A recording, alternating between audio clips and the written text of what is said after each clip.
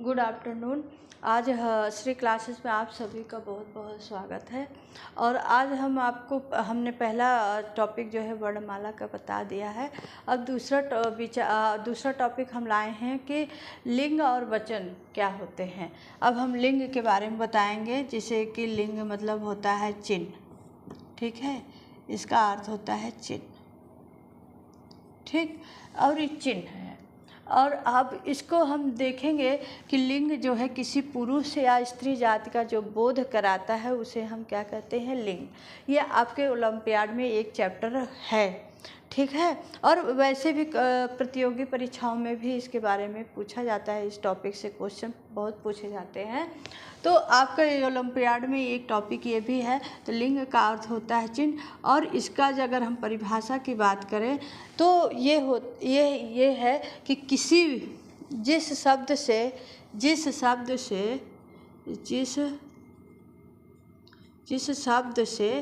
किसी पुरुष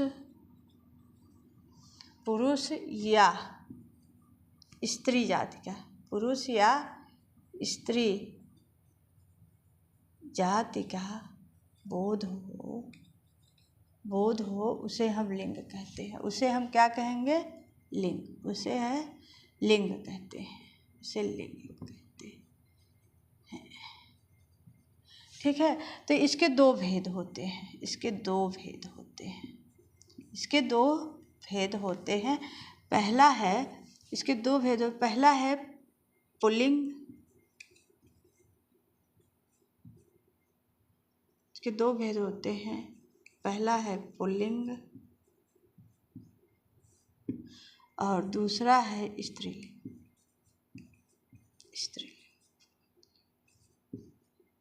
स्त्रीलिंग। तो आपको ये पता होगा कि संस्कृत में एक लिंग और होता है, पुल्लिंग, स्त्रीलिंग और नपुंसक लिंग। तो वहाँ पे हमने देखा है कि संस्कृत में आपके लिंग जो है 3 हो जाते हैं। वहाँ पे 3 भेद होते हैं संस्कृत में, लेकिन हिंदी में आपके 2। यही अंतर आपको दिखाई देगा यहाँ पे कि वहाँ पे क्या है संस्कृत में कि पुल्लिंग है और स्त्रीलिंग है और नपुंसक लिंग है।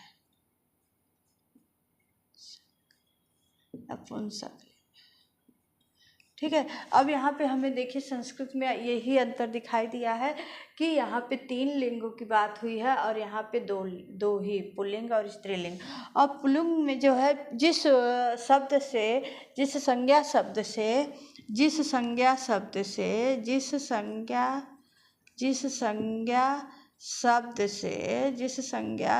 से पुरुष जाति का बोध हो, पुरुष जाति का बोध हो, उसे हम पुल्लिंग कहते हैं। बोध हो उसे हम पुल्लिंग कहते हैं, ठीक। पुल्लिंग समझ में आ रहा है ना, पुल्लिंग कहते हैं। और जिस संज्ञा शब्द से स्त्री जाति का बोध हो,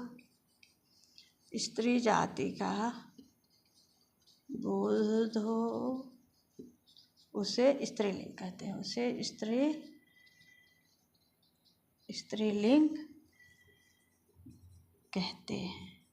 ओके, समझ में आ गया होगा कि लिंग क्या है। लिंग का अर्थ होता है चिन्ह। ठीक है। लिंग का अर्थ चिन्ह होता है, और उसकी परिभाषा जिस शब्द से किसी पुरुष या स्त्री जाति का बोध हो उसे लिंग कहते हैं। इसके 2 भेद हैं, पुल्लिंग और स्त्रीलिंग। जिस संज्ञा शब्द से पुरुष जाति का बोध हो उसे हम पुल्लिंग कहते हैं। जिस संज्ञा शब्द से स्त्री जाति का बोध हो उसे हम स्त्रीलिंग। जैसे हमने कहा लड़का कहा तो ये तो पुल्लिंग हो गया। अगर हम यहीं पे लड़की कहें तो हम क्या कहेंगे, स्त्रीलिंग। तो इसी तरह से आपके क्वेश्चन आएंगे कि वह खाता है। अगर वह खाता है तो हम यहाँ पे क्या कहेंगे, वह खाता है। तो वह जो है क्या करेगा, वह खाता है तो वह पुल्लिंग शब्द हो जाएगा। और वह खाती है, वह खाती है, तो यहाँ पे क्या हो जाएगा, स्त्रीलिंग हो जाएगा। तो हमको इसी में अगर हम पुल्लिंग को स्त्रीलिंग में बदलेंगे और स्त्रीलिंग को पुल्लिंग में, तो हम इसी तरह जैसे लड़का है तो लड़की, और खाता है तो खाती है। इसी तरह से हम और भी बनाएंगे कि वह स्कूल जाता है, वह स्कूल जाता है, वह स्कूल जाता है, स्कूल जाता है, तो वो क्या हो जाएगा, पुल्लिंग हो जाएगा। अगर हमको स्त्रीलिंग में बदलना है तो वह स्कूल जाती है, तो हमको क्या बदलना है, वह जाती है, तो वो स्त्रीलिंग में हो जाएगा। तो ये लिंग की पहचान ऐसे होता है कि लड़का जहाँ पे आ शब्द आएगा वहाँ पे पुल्लिंग हो जाएगा, जहाँ पे ई शब्द आएगा वहाँ पे स्त्रीलिंग होगा। कभी भी देखिए इसमें ई और आ का प्रयोग होता है तो स्त्री और पुल्लिंग शब्द की पहचान हम करते हैं।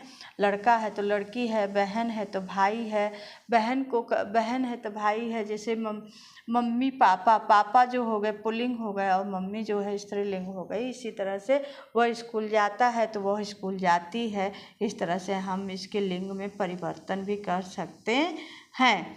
ठीक है, तो आपको समझ में आ गया होगा। कुछ शब्द ऐसे होते हैं कि वाक्य के आधार पर हम लिंग का निर्धारण करते हैं, और कभी कभी और हम जब भी कोई भी बात होगा लिंग का निर्धारण हम वाक्य प्रयोग के आधार पर ही करेंगे, ऐसे नहीं। और कुछ चीज़ें तो हमें स्पष्ट होती है कि ये स्त्रीलिंग है और पुल्लिंग। और यहाँ नपुंसक लिंग की बात करें जो संस्कृत में प्रयोग होता है, जितने भी निर्जीव वस्तुएं होती हैं वो हमारे नपुंसक लिंग में आ जाती हैं। ठीक है, तो हम ऐसा उम्मीद करते हैं कि आपको ये जो है समझ में आ गया होगा कि लिंग किसे कहते हैं, लिंग के कितने भेद होते हैं, और लिंग स्त्रीलिंग और पुल्लिंग को हम किस तरह से स्त्रीलिंग को पुल्लिंग में, पुल्लिंग को स्त्रीलिंग में हम परिवर्तित कर सकते हैं। तो आपको ये ज़रूर समझ में आएगा। अब हम इसका जो नेक्स्ट वीडियो लाएंगे उसमें हम आपको इससे किस टाइप के इसमें क्वेश्चन